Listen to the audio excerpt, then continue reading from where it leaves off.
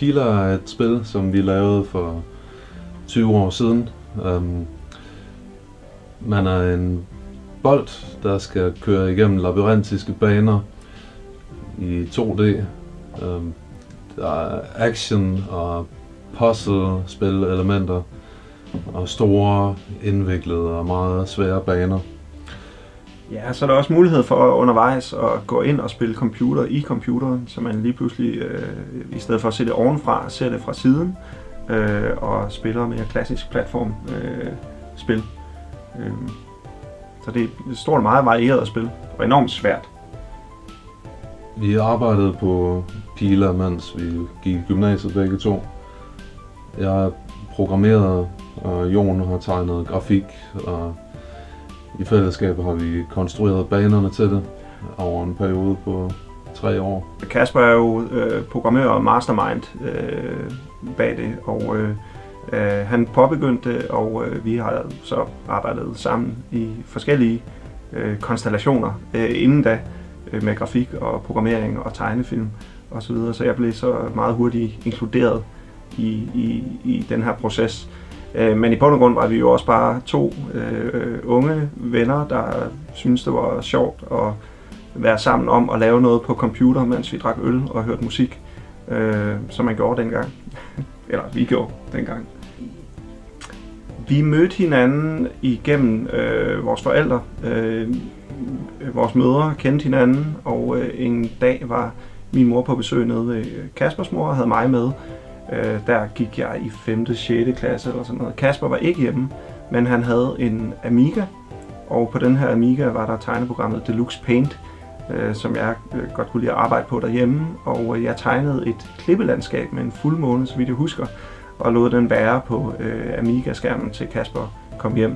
Vi mødtes ikke der, men han kunne så se, at jeg også var kreativ, og den næste aftale, vores forældre havde sammen, inkluderede så, at vi kunne mødes, og allerede fra day one arbejdede vi med grafik og siden med spil på Amiga. Og det fortsatte vi sådan set med. Det var den måde, vi var sammen på. Det var at være sammen om at lave noget på computer, tegnefilm, spil. I forhold til Pila var vi jo inspireret af et væld af spil, som vi spillede på Amiga og Commodore 64 og konsoller. Og derudover var vi jo meget optaget af diverse populære kulturelle ting. Vi lyttede til den samme musik. En del synthesizer musik, men også rockmusik på det tidspunkt. Der er mange popkulturelle referencer til de bands, vi er optaget af.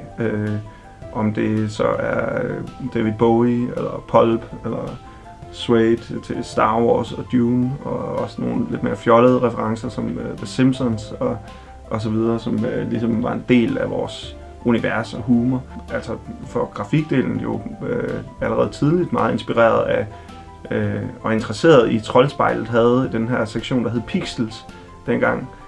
Og en del af vores arbejde med tegnefilm eksempelvis, det var med henblik på, at det skulle pixels. Det kom det godt nok aldrig nogensinde.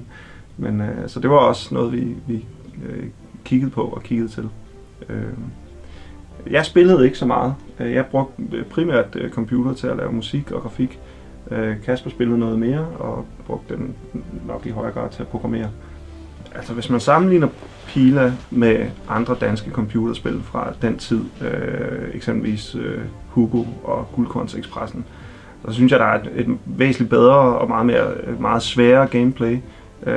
Det er i forhold til, ja, det virker for mig at se mere ambitiøst og mere kompliceret, og for mig at se det også meget sjovere. Jeg tror, de ville ikke på samme måde stå tidens tand. Pila er stadigvæk sjovt at spille i dag, fordi det er noget, du kan simpelthen blive mesterlig til. Du kan simpelthen blive utrolig dygtig til at spille Pila. Og det gør det jo sjovt at spille nogle af de her meget komplicerede situationer, der kommer siden i spillet. Ret tidligt faktisk begynder det at blive rimelig svært. Så, ja. Det kræver en høj grad af færdighed, som man skal udvikle, mens man spiller det. Ja. Pila vil være sjovt for folk, der kan lide at spille arcade- og platformspil, og som kan lide spil, hvor det kræver gode fingerfærdigheder og timing, fordi at det er en nødvendighed i action-sekvenserne. Og folk, der kan lide den slags spil, vil sætte pris på de svære baner og varierede gameplay, der er i Piler. Ja, altså, og så vil det også være for folk, der har en vis tålmodighed, fordi det er svært, og at det kendetegner også de bedste spil fra den tid, at der kunne man altså sidde fast, hvis man ikke var dygtig nok til en situation, så måtte man bare spille den igen. Og det kunne være ekstremt frustrerende at være forbundet med en stor selvlede, om man så må sige.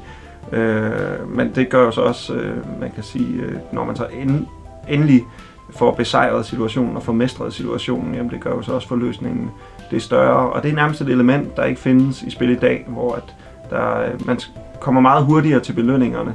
Man er så bange for at tabe sit publikum, at man belønner det hele tiden, og man kan sgu aldrig rigtig sidde fast i mange moderne spil. Derudover så henvender spillet sig også til folk, der kan lide at tænke. Der er simpelthen nogle tænkebaner undervejs. De er i forhold til nogle af de andre tænkespil, vi lavede på det tidspunkt, er de piece of cake. Men det kan godt være, at der er nogen, der synes, de stadigvæk ville være ret svære. Det har vi i hvert fald hørt.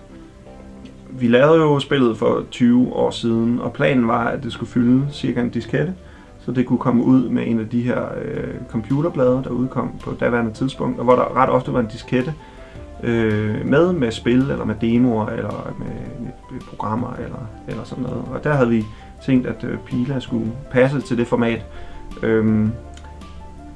Af en eller anden grund fik vi aldrig rigtig taget os sammen til at få sendt det afsted. Nej, jeg var bange for, hvad folk ville mene om det. Jeg havde et håb om, at nogen ville komme og opdage det og anerkende det for dets genialitet. Men jeg ville være bange for selv at sende det til nogen og blive skuffet, hvis det blev afvist. Så derfor viste vi det aldrig rigtigt til andre end venner og bekendte, som til gengæld har spillet det og haft stor glæde af det. Ja, nu er der jo så gået 20 år siden vi lavede spillet, og rent tilfældigt her for 1,5 år siden var jeg med min ven Esben til et retrospils arrangement på Blågårds Bibliotek. Og her præsenterede han mig for Bobby, der har en retrospils og frisør, og vi faldt i snak, og jeg fortalte ganske kort om det her spil, jeg selv havde været med til at lave for lang tid siden, og han udviste stor interesse og inviterede mig ned i butikken og spurgte, om jeg ikke havde lyst til at vise spillet frem, og der kom Kasper så med. Og så gik det egentlig i slag. Bobby var heldigvis meget glad for spillet og begejstret, og spurgte, om vi ikke havde lyst til at lave en udgivelse og præsentere spillet, og det er jo så grunden til, at vi sidder her i dag.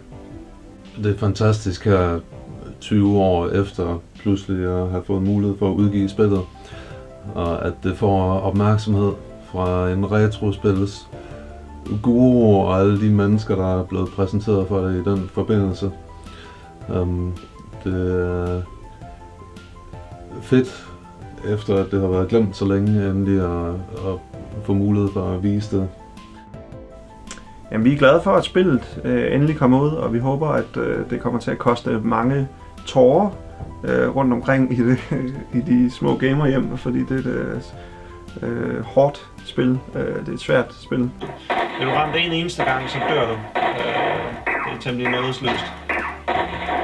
Men selvfølgelig for en sand pilermester er det ikke den sværeste situation.